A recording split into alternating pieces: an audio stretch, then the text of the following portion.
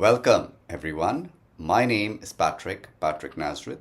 I have around 30 years of teaching experience and I'm here to help dispel your doubts, should you have any. Today, we are going to give you a comprehensive guide to letter writing. Letter writing in today's day and age seems almost lost. After all, nobody actually posts letters anymore, but you still require to write an effective letter because how to is essential. Why is that? Letter types fall into basically two categories. You have the formal category and the informal category. In a formal letter, you are writing to companies for job applications maybe. You are writing to officials to complain or to ask for information maybe. And you are also writing to institutions. These letters follow strict regulations and guidelines which we shall go into. The next type of letter is the informal letter, when you write to people that you know, people that you love, people that you have a relationship with. These also are important because they follow basically the same guidelines in that they have to maintain the same clarity of thought and purpose. How to write an effective letter? 5 things you have to remember. The first thing, what are you trying to achieve with this letter? The second thing, the audience. Who are you talking to? What is your relationship with them? The third thing, the tone you're writing the letter in. Should it be friendly? Should it be formal? Should it be assertive? Or should it be apologetic? The fourth thing, completeness. All necessary information, have you given it or not? And finally, the fifth, action required. What would you like the person who receives your letter to do next? The first type of letter, the formal letter. There is a very rigid structure to a formal letter which we do not tamper with. First and foremost, your name and address will be put at the top of the letter. If you are writing on a letterhead of a company, all the information is provided up top. What are the details of the recipient that you're writing to? You have to give name, designation, full address. In case it is a particular department in a particular organization, you must mention the department and the organization. The date is very important. You always must include the complete date. This creates a record and allows you and the recipient to refer back to it in future. The subject line, it's an optional thing to do, but it is highly recommended. Why? A busy person will look at the subject line and understand immediately what the letter is about. Therefore, he will be more inclined to give it his full attention if it is something that he or she wants to read. Now, this is given immediately after the recipient's address. The next thing, the salutation. What is salutation? You have seen people write, Dear Mr., Dear Miss, Dear Doctor, or whoever you're addressing it to. This is only for professional relationships. You have seen people writing Dear Sir / Madam. When you don't know who you're writing to, you don't even know the person you're addressing. It could be a woman, it could be a man. They are complete strangers and hence you address them like that. Then of course, you start with Dear and the first name. Who do you give this to? You give this to people whom you know. For example, you're on friendly terms with a professional colleague or somebody in a position of importance. In that case, it is perfectly all right to write his name down because you already have prior relationship with him. Now we are writing the letter. How do we write it? We structure it clearly in different paragraphs.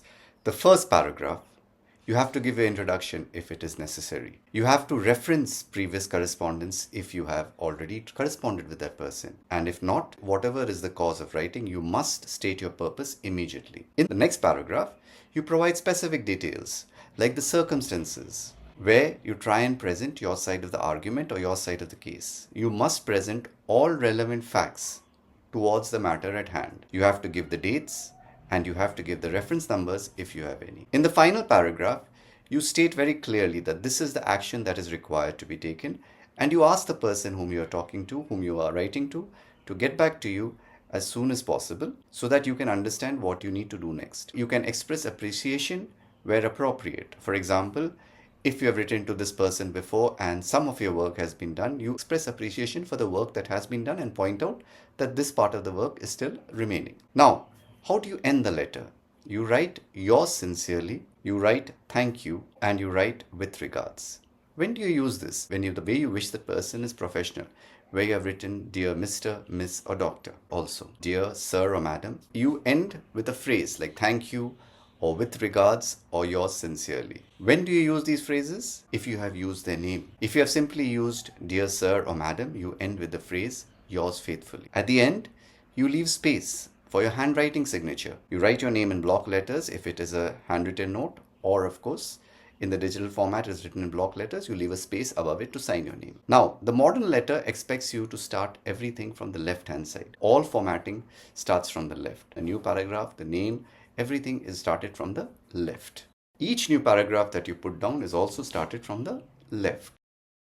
As in everything with life, things move on, things move fast. So a phrase which was used previously is unacceptable today. For example, you say with reference to your letter dated, no, you don't use that. Today, we write more naturally. Thank you for your letter and mention the date. Or, I was pleased to receive your correspondence regarding, mention what you're writing about. Do not put in something that is called a hanging participle. What is it? Like when you say thanking you or awaiting your reply. These are considered grammatically incorrect because they are not full sentences. Instead of that, you must write, thank you for your attention, or perhaps, I look forward to your response. In addresses, you do not use commas, you do not use full stops. That system is finished. In the address lines, there are never any punctuation marks whatsoever. Of course, where you're using house addresses, where there's a slash or maybe a dash, that is a different matter altogether. Now, there are special letters. We call them special request letters. For example, you are writing a letter for information. So you're writing it to the concerned authority. Perhaps the park in your neighborhood is dirty, you're writing to the municipal committee. Let's say that you do so. Your letter should include your contact details, the specific request that you have. Perhaps you want the municipality to clean up the park, so you're writing to request them to that. You give them the dates and the circumstances. In other words, the park has been dirty from so and so date and nobody is coming to clean it. How they can reach you, whether you would prefer to be contacted on the phone number you're provided, whether you want them to come to the address or any other way you wish them to reach out to you. You thank them for their assistance. You assume that they're going to do what you're requesting, so you thank them for their assistance in advance. And be very specific about what you need, because if you're not sure about what you need and you are vague, you do not get a proper response. The second type of special request letter is when you're writing a complaint. When you're writing a complaint, state the facts calmly, chronologically, in a time-bound manner. You have to include all relevant details. The dates, product numbers if you're complaining about some product, previous reference numbers if you're already maintaining a correspondence. Attach copies of supporting documents. Never ever send your originals here. Clearly state what you want. For example, suppose your washing machine has been spoiled. You state very clearly, I am looking for a full refund, I am looking for a replacement, or you are looking for a repair. Whatever is your desired outcome, and set a reasonable deadline for the response. You cannot say, I need to see you here tomorrow or day after. Why? You don't know how long the letter will take. You don't know how busy they are. You have no idea of any of the circumstances that they are going through. So give them a timeline. Perhaps you could say 4 working days or 5 working days. Your choice. Your tone must be firm but professional. You have to tell them that this is what you require, this is what you expect them to do, this is how you expect them to do it. Don't beg, don't plead, don't threaten, which basically means do not be emotional. You just have to give them the facts. You just have to stick to a reasonable request and your work will be taken care of. The next type of special request letter is when writing for job applications. You have to give this very special attention. First, your resume or your CV that you're making. It's very easy to make one. You just have to look at Microsoft Word or you write it down yourself. I've given you a format here. The cover letter that you write, and then you attach the resume to it. What do you want to do? What position you are applying for? Where you saw it advertised? Why are you interested? What experience you have that qualifies you for that company? Let people know that you have looked at that organization and tried to understand about it. You have to express your enthusiasm in a proper manner. You have to ask if there is an interview. You tell them when you are free for an interview. And most important, whether you are applying to 10 companies or 15 companies or 50 companies, it doesn't matter. The person who is reading the letter must think that you are applying only to that company. Therefore, all letters should be customized. You cannot write a generic letter. One letter cannot be sent to 50 companies. If you're writing to 50 companies, you are writing 50 different letters. Each letter is different because each company is different. I've given you examples there. Please look at them. Pause the video so that you can study them properly.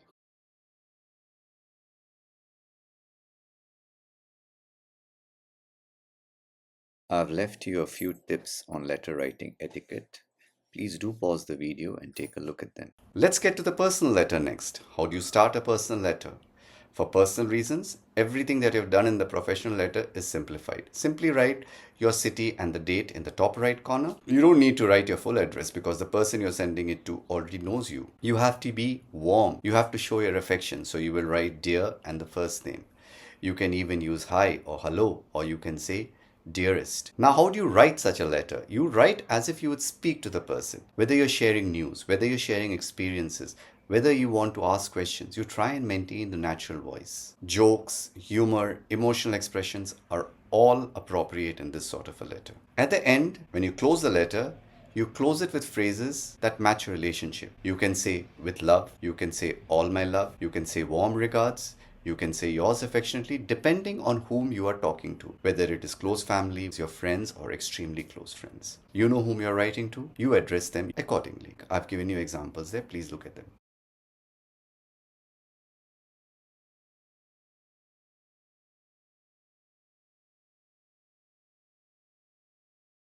How can people say whether you're writing a proper letter or you're not writing a proper letter? You know why? Because each letter should reflect your voice. Whether you're writing a formal or an informal letter, your voice should come through. Believe me, it is very easy to check and see, to understand that a person has written a letter copying from a book on letters, or perhaps using artificial intelligence. As you practice, as you write more and more, this sort of voice emerges naturally, and therefore a person who's receiving that letter appreciates what you have written because it is genuine and comes from the heart. Always remember, a well-crafted letter, it just doesn't show how well you can write, whether it's English, Marathi, Tamil, Hindi, it makes no difference, but it reflects on you. How professional are you? How considerate are you to the person who is getting it? The attention to detail that you have. And where people just write emails and letters that look one like the other and seem to be copy pasted, your letter will definitely stand out. What are the bonus tips that I can offer you? Check for clarity and conciseness.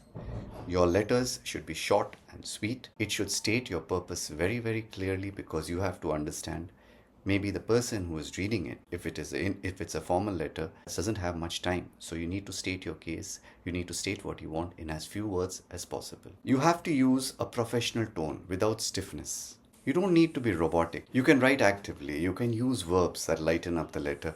You can address the reader directly whenever you think it is appropriate. Keep your tone light, but keep it professional. Now remember one thing, proofreading or reading the letter again is non-negotiable. Why? It brings to light any mistakes that you have made. Therefore, always, always, always check your spelling, your grammar. Check that the names, titles, and addresses are correct. Confirm that the dates and numbers have been written accurately. Read aloud. If you read your letter aloud to you, you will understand whether your letter sounds natural or whether it is written awkwardly. If possible, have someone else review important letters. Perhaps somebody in your family, perhaps a colleague, perhaps a friend, it doesn't matter. Then there is a follow-up protocol. If you haven't received a response to your letter within a certain time, feel free to follow up. Ask them what happened. Tell them when you send the letter. Again, restate your request. And of course, provide your contact information. The last and most important thing, keep records. Whenever you write to anyone, keep records, maintain records. What date you have sent it on? When have you got a reply? Later on, you might need this if you have to do some follow-up, or you have to look at these letters for reference. That's the guide there for you then. I do hope I have been of help. If I have, do remember to like, share, and subscribe. Remember, there would be others who would be requiring our help. Thank you so much for watching.